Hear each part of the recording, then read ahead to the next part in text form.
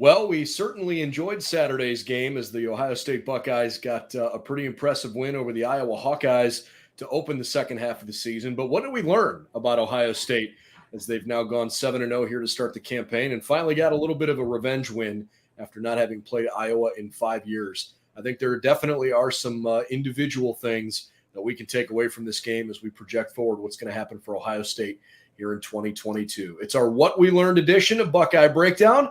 Hope to see you here again soon. We've got the whole crew together as we cover Ohio State with our instant analysis from Ohio State. There's something that doesn't feel right. Unbelievable effort from him today. Is E.J. Liddell going to crack the first team All Big Ten? I think he can be the guy. I'm not trying to start a quarterback controversy. He seems to have the durability. He certainly has the toughness. This is the question on a lot of people's minds here. Welcome to Buckeye Breakdown.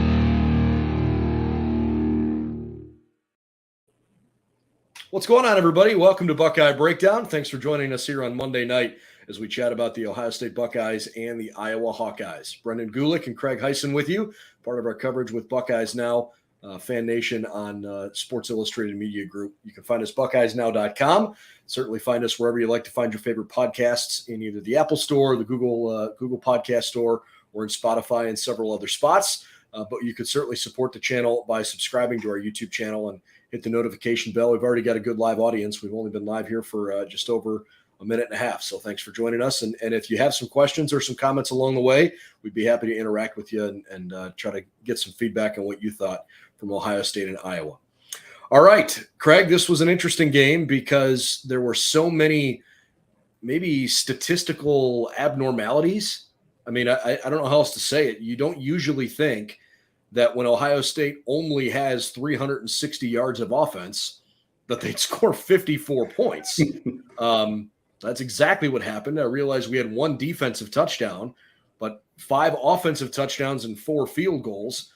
It's a pretty darn good day against an Iowa defense that is very, very good.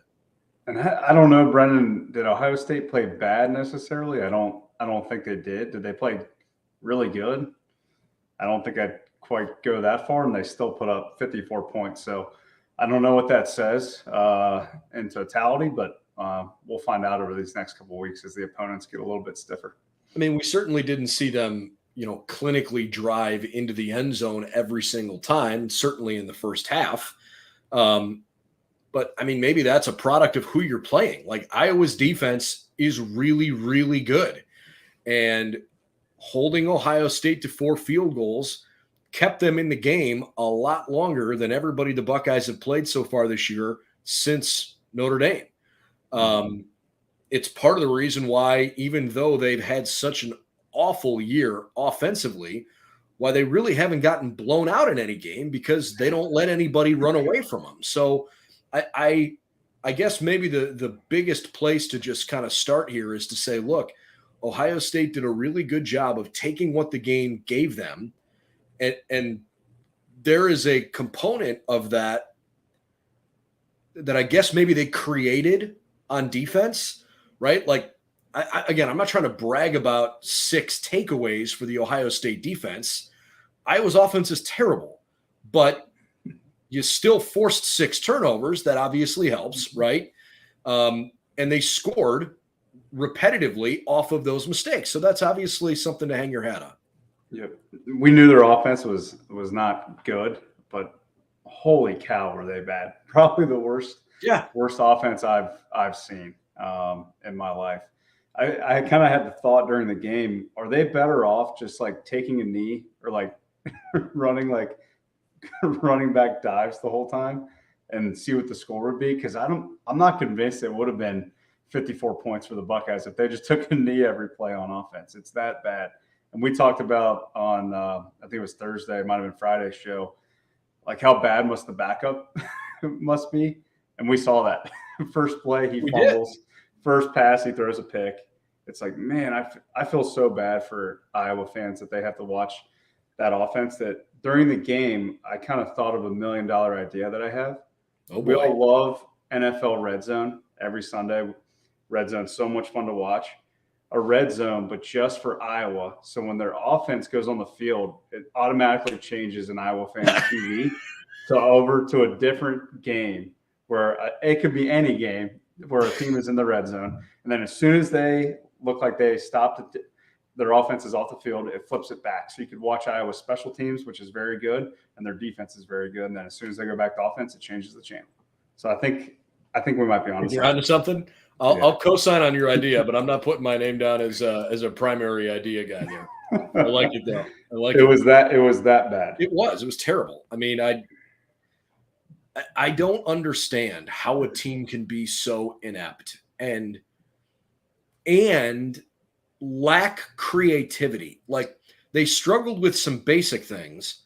So why didn't they pull out the bag of tricks? Why didn't they take any kind of deep shot down the field? I mean, I realized they didn't have a ton of time for those plays to develop, but I just felt like there were very few instances where Iowa was trying to get Ohio State to look one way and then go the other. I mean, there just wasn't really a lot of creativity in their play design. And maybe I'm not being fair, but that's how I saw it.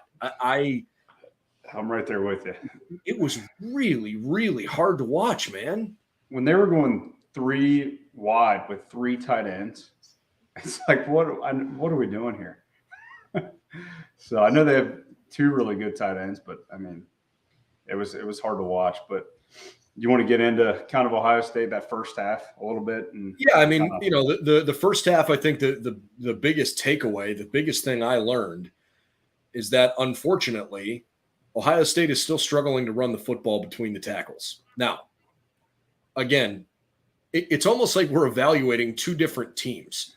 An Iowa team that is elite, like literally that good on defense, and a team that is horrible on offense, and a good defensive day for Ohio State in so many regards. Nobody is going to give them credit for one single positive thing they did on the national scene, because they played a team that frankly doesn't even look like they belong on the field. But I think there's plenty of things we can take away from the opposite. When Iowa's defense is out there, Ohio State still struggled to run the ball, and they've done that a few times now in the last year and a half, where they've wanted to run between the tackles, and it hasn't worked. And as we get further and further down on the season, I don't really anticipate that Indiana or Maryland are going to be difficult, or Northwestern are going to be difficult to move the ball against, in between the tackles.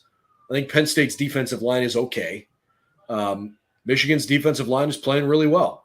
So we may not see a really stout test again until basically a month from now. But that's going to be problematic in the biggest games of the year if they can't move the ball on the ground when they want to. Yeah. And I see a couple comments coming in, David and RK.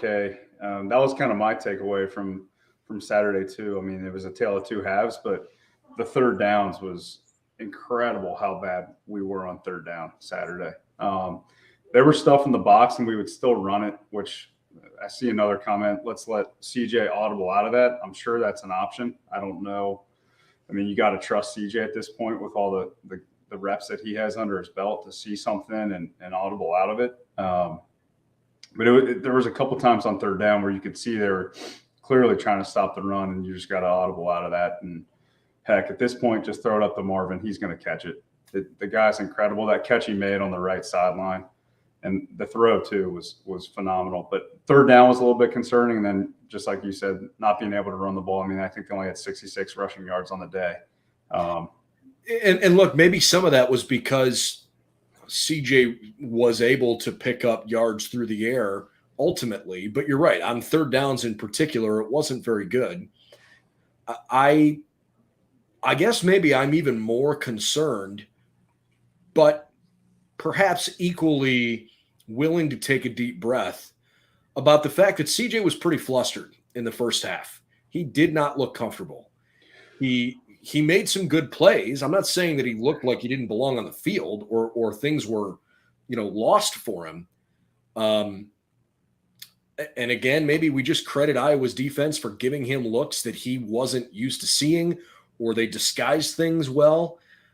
He clearly was having trouble figuring out how to clinically move the ball down the field the way we've often seen them do this year. He only turned it over once, made a couple of other throws that were a little questionable. There was a couple other ones that should have been picked. So for sure, we saw some body language. You know, he only turned it over one time. Yep, we saw some body language too from CJ that we haven't really seen all year. Clearly frustrated. Probably those third downs is what was kind of getting to him. That you could tell coming back to the sideline that he was very upset. We haven't really seen that all year. He's usually a pretty calm, cool, collected guy. But honestly, I say this half joking. My favorite play that he made Saturday was when he threw it away in the fourth quarter on 1st and goal. And he doesn't do that often, and we don't have to. We really don't have to his defense. But when he threw that away, I was like, thank God. Let's go. Let's just go on to the next play. You know, I usually don't get on CJ for not running the ball. There are definitely a lot of folks, fans and media alike, that are essentially like, hey, dude, you got to use your legs, figure it out, run the ball when it's open in front of you. And I guess I haven't hopped too firmly on that train, although I can certainly understand it. But there was one play in particular on was it like a 3rd and 7 or something, where, I mean, he had 10 yards in front of him easily, and he just refused to run. Yep. And his whole thing is, look, why would I run when I can throw it to guys that can go make plays the way that they do? And I get that, but like, your job is to run the offense. And sometimes that's literally to take what the defense is giving you. And if they are not going to let you throw based on whatever play you called, if they're locking down certain things and your best option is to pick up yards with your feet, you got to be able to do it. And frankly, your ability to do that will force the defense to respect your ability to do that. And then you might be able to take those shots. So again, I don't want CJ to run just because he should run. Like, I don't agree with that. But gosh, there have been a few instances where you're like, dude, you got to take the 10 yards that's in front of you. Keep the drive going. I think the player referencing that 3rd and 10 too, he had Travion in the flat wide open. He could have taken it for 40 if he caught it. And but yeah, there's some points where it's like, man, I wish CJ would run, but I'm the same way. I'd rather dump it down and let that guy do the work than whether it's mine or Travion than CJ taking shots. Which it's funny because the first play we ever saw from CJ was a 70+ yard run, right? Wasn't it against Michigan State to start his career? So we haven't really seen him run ever since then. But when you can throw it like that, there's really no need. But the first half was frustrating. The answers after the game, kind of from CJ and from Coach Day, starting in plus field position, kind of had them out of rhythm. I thought was an interesting comment. I didn't love hearing that. It's like, hey, you're starting on the plus side of the field. Let's have some packages where we can punch it in. Yeah, like, what is that? Hey, we're too close to the end zone, so it's hard for us to call some of the things. Like, what? Come on. I didn't love hearing that, especially that they both said it. I mean, it's one of those things where they had 3 drives starting inside the 35, 13 plays, 22 yards, 3 field goals. Like, I know the Buckeyes are still perfect when they get in the red zone this year. You have to not come away with points, but a couple of those you need to see 7. You do, and like, again, I don't want to be outrageously critical here. They scored 54 points in a game that their offense didn't look great, right? So, like, let's pump the brakes a little bit on some of the overreaction. I can't imagine that the Buckeyes are going to see defenses that are substantially better than Iowa this year. Like, Michigan's defense is pretty good. I'm sorry, whoever they play, if Ohio State gets to the Big Ten championship game, there has not been a defense in the Big Ten West this year that strikes any sort of fear into me, including Illinois, who's having a good year. If you get to the college football playoff, you're going to play a team that's having a good season. And if Ohio State runs the table, I'm of the belief that they wouldn't play Georgia because I don't think Georgia would fall to 4. So, Georgia's defense last year was exceptional. This year has been pretty good. I don't think Clemson's better than Ohio State or Michigan. And I'm not particularly impressed with their defense. They're fine, but I don't look at Clemson's defense and think, man, I don't know who's going to beat them. And is it Tennessee? Tennessee's pass defense is atrocious. They're horrible. Tennessee reminds me a lot of us last year. Yeah. So I guess I'm looking at Saturday's game as almost like, hey, we wanted this to be a measuring stick. We wanted to know what could Ohio State do against an elite defense. Mm-hmm. They scored 5 touchdowns, scored 4 times on field goals, which might leave you frustrated because you want touchdowns, but that's another 12 points. And by the way, you had a defensive touchdown. And by the way, it's a team game and your defense played their butt off, even though Iowa's offense is horrible. Okay, so fine. Maybe they have an average offense and Ohio State gives up a couple of touchdowns and you win 54 to or let's say you generate 1 less turnover. Maybe you win, 47 to 21.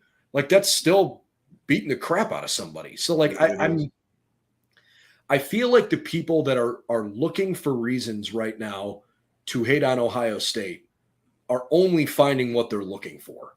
Like nobody is bragging about the defensive performance against an offense that stinks. I don't know how else to say it nicely. Iowa's offense has been terrible, but Tanner McAllister made the plays that came to him. Tommy Eichenberg made the play that came to him. Those were not well-thrown passes. They still caught them. Obviously, 1 fumble was pretty awful, but the other 2 were forced. So, and on top of that, I think there's something to be said for a defense that holds your opponent 1 for 13 on 3rd down and 0 for in the entire first half when the game was close, and only 1 for 4 on 4th down. And the Buckeye defense had 5 sacks and 10 tackles for loss. So, I again, like a good day for them, but I'm not going to go over the top because Iowa's offense stinks. Like I'm willing to accept that. Yep. I mean, Iowa's offense didn't get past the 50 till the 13-minute mark in the second quarter. Yeah. So I just saw a comment come in. Last year's defense would have gave up 21 to that offense. I 100% agree with that. And everybody right now across the national landscape is nitpicking Ohio State's schedule. It is what it is. I mean, they're dominating teams. So that when your schedule's not the best, that's what you need to be doing, and that is what they're doing. But one thing that caught me, and I sent this to you during the game, Brendan, was it was make sure I got it right. It was 3rd quarter, 11-minute mark.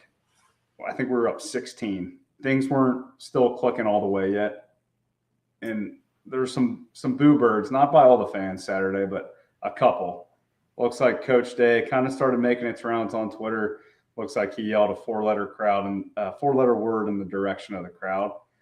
We're kind of living in la-la land right now as Buckeye fans, where everything has been perfect offensively for a while now, where if we don't score 40 points, it's like the end of the world. And if we're not blowing somebody out, it's the end of the world.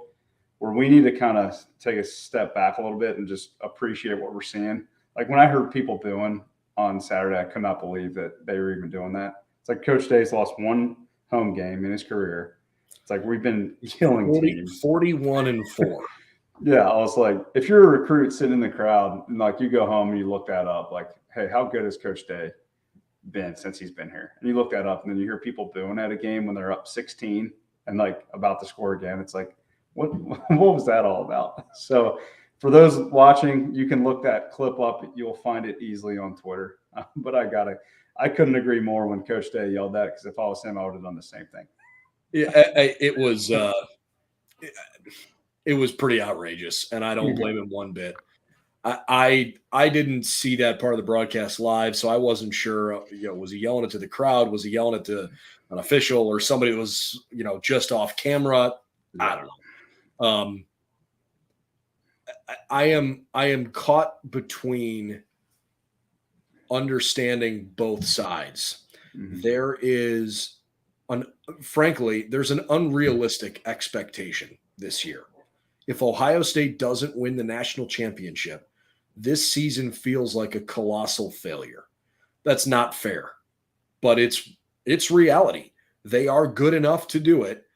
There are clearly not other teams in the country that are substantially better than them. And they've got both the star power and the depth to overcome some injuries and to do all the high level things that you want to do. So if there were ever a year where you look at this game as a fan and say, this is our year, we're going to win it all, and we better look really good doing it, I understand that. I get it.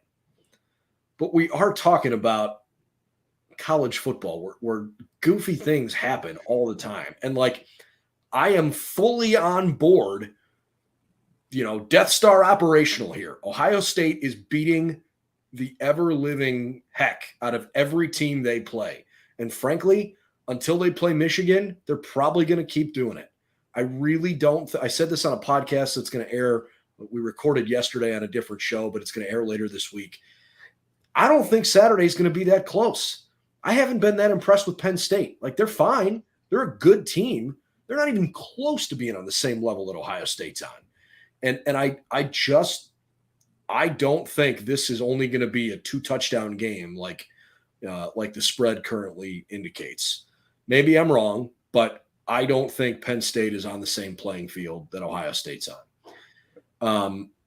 So I guess I look at this and think like, okay, I get the unrealistic expectations of it's national championship or bust. But like from a team perspective, as a player or as a coach, come on, man. Like that's a little ridiculous, isn't it? Mm-hmm. Absolutely. I mean, looking at the points that this offense has put up too, I mean, 45 or more 6 straight games. They've scored 20 or more points in 68 consecutive games. If they score 20 or more against Penn State, that'll tie the all-time college football record. So we're dealing with an incredible offense this year. It does kind of at this point feel like national championship or bust. It really does. Just don't want to see the fans, a small majority Saturday, getting on the small TV minority. Small minority. Thank you. Getting on the fan, getting on Coach Day and the offense Saturday. Didn't love seeing that. But yeah, looking forward to Penn State. I kind of disagree just a little bit just because of the history of that game. They've always kind of played a little bit close. Do I think they blow them out? No, I think it's a little bit tighter. The one thing, and we'll get into it later this week, I'm a little bit eager to see and a little bit concerned to see how our corners react to Penn State. Throws a lot of back shoulder throws. We've struggled with that, and Penn State does it a lot. So Sean Clifford's not the best quarterback in the Big Ten by any means, but he's definitely serviceable. He had a good game last year, if I remember right. So that's the one key I'm going to be watching Saturday to see how our corners, which are a little bit banged up again at corner, Cam Brown. So to see how we play. And look, J.K. Johnson wasn't really tested this weekend, but I thought he played fine. Mm-hmm. Frankly, I thought Denzel played fine. But again, Iowa doesn't seem to have a whole lot going for itself at the skill position spots. No. Speaking of wide receivers, I've seen a bunch of comments, and this is obviously one of the biggest storylines coming out of the game. It's Jackson Smith and Jigba. I've tried to think a little bit more about Coach Day's post-game comment about, Jackson was on a pitch count, and we just felt like it was the right time to sort of pull him out there anyways. I get it, and I don't know if he's just saying that to protect his player or not. He very well might have been telling the truth, but I thought it was pretty obvious, especially after going back and watching it, not in person because I saw it happen. I was watching Jackson that whole play, but after going back and watching the broadcast and watching it, he's clearly not 100%. And I don't want to speculate as to like how injured or not injured is he. Is it beyond the hamstring now? It looks like it could be. I don't know. I know he's a really tough kid. I know because I am at Ohio State very regularly. I know the athletic training resources are literally world-class for these kids, football and otherwise.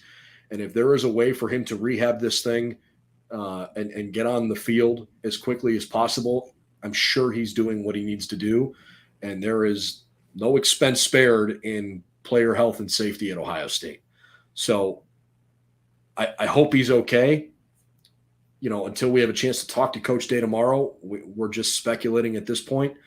But it seemed pretty obvious to me and to a lot of folks at home that Jackson didn't look right when he kind of overextended on that ball. I don't know if he tweaked his hamstring again.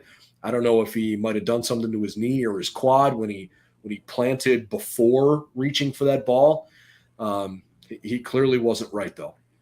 Yep. It's almost to the point, if he still looks like that this week, you just want to be extra cautious with him. Obviously, we want him in there, but just for his well-being long-term, I mean, obviously he's going to be a high first-round pick in the NFL draft. I would think about holding him out till the Maryland game.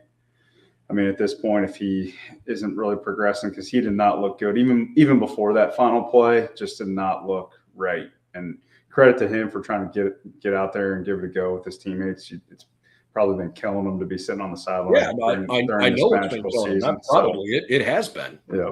So it's one of those things now. It's like, man, he tweaked, whether it was the hamstring or something else. It's to the point now. It's like, man, we might have to hold him out a couple more games. I mean, again, like, you want to talk about how spoiled we are. He's the best receiver on this team. And it's pretty obvious that most of his teammates and Ryan Day feel that Jackson is probably the best player on the offense. Okay. And he's played 3 games and he's had an extremely minimal role in each of those 3 games. And Ohio State's got the #1 offense in the country. I mean, they're scoring 50 points a game without their best player. Who can do that? That's crazy, right? So, again, like, I think that feeds into some of these just stupid high expectations for this team. But some of it maybe is brought upon themselves when Ryan Day says things publicly like, we're not allowed to lose around here. And 11-2 last year was not a good season. Okay. I mean, a lot of us feel that way, but then don't be critical. And not that they are, but like, don't be publicly critical about, the pressure that comes with that then.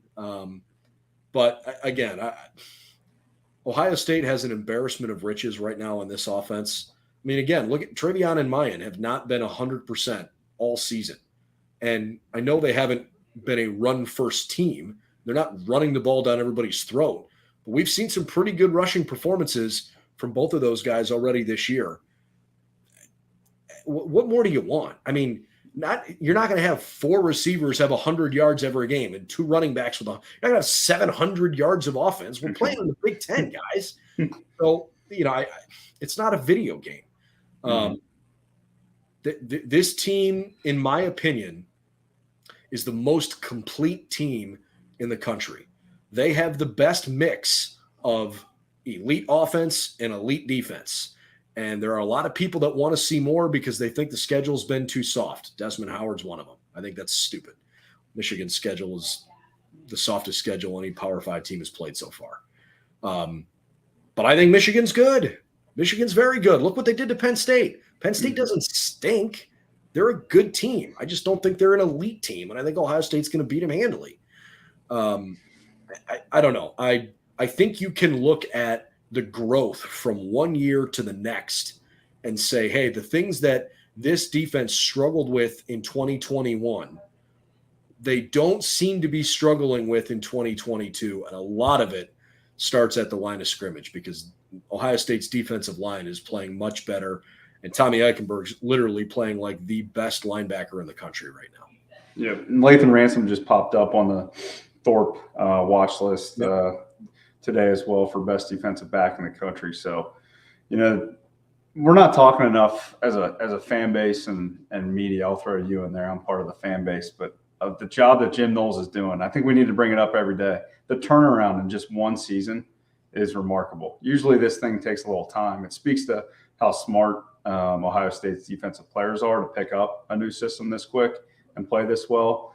And I don't care that the national pundits will say, well, they haven't played a good offense yet until this week against Penn State. I don't care because last year, bad offenses were putting up points and yards on us left and right. So just credit to the whole staff. Starts at the top, obviously, but to pick up a new scheme and run with it like this and just instill the confidence.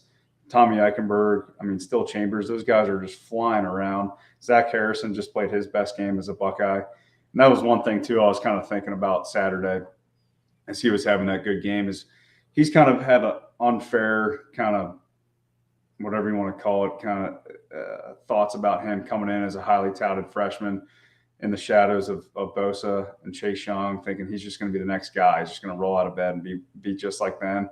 When that's not fair to think about a player like that. He's his own player, but he's really coming on now. He's going to be a really good NFL player probably for a long time. And he's kind of turning into a leader, vocal leader, because it doesn't seem like Tommy's the most vocal guy in the world. But what gave that you could see, right? You could count how many words Tommy said in a post-game press conference, I think, on your hands and feet this year, because it's either a yeah or just a mumble. I literally – I don't remember verbatim, but somebody commented on the video that's on our channel of him talking to the press afterward, said some of the fact like man, he really doesn't want to talk to y'all. It's like, no, he don't want to talk to anybody ever. And that's fine. Like, that's not an act. That's literally who he is. It's just a little fun. Credit to Zach Harrison for really stepping up, being a leader on this team. And hopefully, I think our line's going to have a big week this week against Penn State. Their line is not really anything to write home about. So it's going to be a big day for those guys on the line. I think that probably puts a pretty good bow on this. I mean, the reality is if Ohio State's linebackers and defensive line continue to play the way that they're playing, they are going to make it really difficult on opposing offenses to move the ball consistently. It's not to say they're never going to give up a big play. You don't have to have the number one defense in the country, guys, in order to win the national championship when you have an offense like this. A top 25 defense is going to get it done. And right now, this team is way better than just top 25.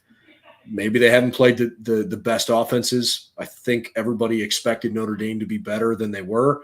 That hasn't panned out that way. You know, nobody's going to give Ohio State credit for the way they played against Toledo or the way they played against Arkansas State. I thought Arkansas State's skill position guys had some real speed. And I still contend that through 7 games, the best quarterback Ohio State has played against was Toledo's DeQuan Finn. That kid's really, really good. And I just can't imagine that he is still going to be at Toledo next year. He was absolutely better than Graham Mertz and better than Spencer Petras. He was better than all 17 guys Rutgers put out there at quarterback. And he was definitely better than what we saw from Peyton Thorne at Michigan State. So I really like where the defense is right now. Jim Knowles is happy but not satisfied. He's made that pretty clear when he's talked to us each week. And I think this team, whether the hype at this point is manufactured or not, they're not going to stop the mantra that they've had all year. They're not going to stop thinking and talking about the questions they had to answer all off season about you're not tough enough. You can't stop the run. You don't deserve to be on the same field as Michigan. They heard it for 11 months, and they're not going to just suddenly forget about all of those thoughts and feelings. The reality is, after game number 2 last year, their back was up against the wall, and they knew they could still control their own destiny if they could figure it out. But there were some frustrating moments. This year, they're in a position where they still control their opportunity to be a number 1 team in the country and to make the college football playoff. And when you have a loss on your resume, you can overcome that. We've seen it before, but you put your fate in the hands of decision makers. If you're an undefeated Ohio State team coming out of the Big Ten, you are going to the college football playoff. There's no debate about it. You're going to get in.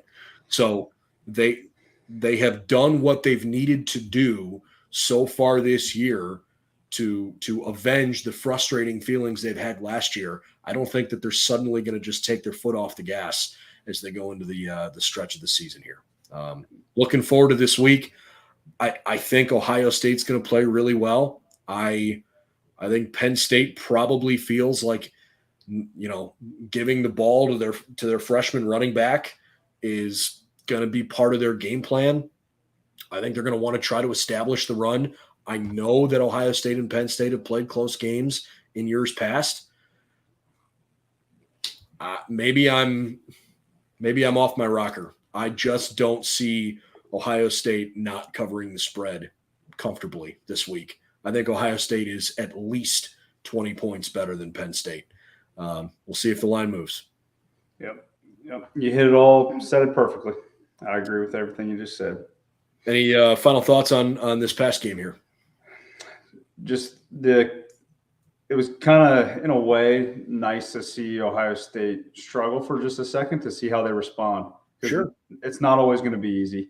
It was good to see Ruggles make all those kicks because, as we've seen, team player of the week, Noah Ruggles. Exactly. As we've seen with Alabama, I mean, how important is a kicker when you need them? So you never know when it's going to come down to a kick, and it was nice to get him in-game reps since he doesn't get many. So I think going into this week, you kind of get the bye week cobwebs out of you. They kind of started slow. Credit to Iowa's defense. They caused a little bit of that. But going into Penn State, Coach Day will have these guys ready. He's going to show them all the past history of, hey, Penn State, these games are always good. Last year's game was a one-possession game in the fourth quarter. So, and obviously it's not the whiteout game, but it's still going to be a great crowd for Penn State, and looking forward to a good game. I'll answer Sue's question here on our way out. Do we put up more points on Penn State than Michigan did? Because that's going to be what we're going to be compared to, fair or not. Mm-hmm. It's funny. I actually saw somebody, and if you want to have a real laugh, go look at some of the Michigan message board posts. They are delusional. they were good. Yeah. I mean, it's outrageous, but somebody had made that comment, and that's why I bring that up. Mm-hmm. That like, hey, Ryan Day is on this mission to beat everybody by more than Michigan beat, that same common opponent. I don't know. I guess I don't even know that I care what the final score is. I want Ohio State to look like the 100% obvious, convincingly better team on Saturday. They got to go do it. You don't win games on paper, but I keep going back to when Ohio State has beaten every team this year, every single opposing coach in their post-game press conference has said some way, shape, or form, they have alluded to the fact that we knew we were playing a juggernaut and had to play a perfect game, and we didn't do it. And most of their opponents haven't even been close to doing it. So when you are trying to evaluate how well a team is playing, and if you're not sure exactly what your eyes are telling you, listen to what the coaches are saying of the teams that are going up against Ohio State. They're not going to put anything inflammatory out there, but when you go get whacked by somebody and you got to eat some humble pie in front of the media after the game, I think you're understanding that there are a lot of people around the country that are proud of the programs they run that are looking at Ohio State and saying, that's the measuring stick this year. This is the team that everybody is going to have to try to knock off. And maybe they don't win the national title, but they are without question good enough to do it. And I will be very, very interested to see if the loser of the Ohio State-Michigan game gets consideration for a college football playoff spot, because right now I think Ohio State is substantially better than Michigan, but Michigan is playing really, really good football. And if that's a close game, and we can talk about this another time, but if that's a close game, I think there is an argument to be made for the loser of that game, if it's their only loss of the season, to seriously be considered for a playoff spot. So I'm looking forward to that show down the line. That'll be a good debate. We'll see. We'll have more results under our belt, and hopefully we finally see two Big Ten teams get in the playoff and not the SEC love fest that ESPN loves to have. No doubt. No doubt. All right, BuckeyesNow.com for all the latest, including the information that came out today. The Ohio State Northwestern game is a noon kick Eastern time, 11 a.m. Central time in Evanston, Greater Chicago. That's coming up, obviously, a week from Saturday. But the Buckeyes are playing a bunch of noon games here in a row after some night games early in the year.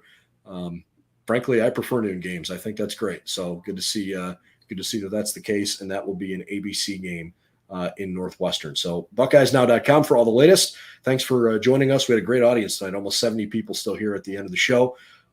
We really appreciate you guys subscribing to the YouTube channel and interacting with us. This is, frankly, it's fun for Craig and I, but it's fun for us to be able to interact with you guys and hear your thoughts and concerns and feelings on the team, because many of them we share, and the ones that we don't, we'd love to debate those with you. So thanks for jumping in and having some fun with us. If you're listening to this after the fact, please know that you can join us live. We go live most days here on the channel. All right, for Craig Hyson, I'm Brendan Gulick. Look forward to seeing you again. We've got a chance to hear from Coach Day tomorrow, and I imagine we'll hear from at least one other coach and a couple of players coming up here this week as well. So stay tuned to our channel here for all the latest. Go Bucks.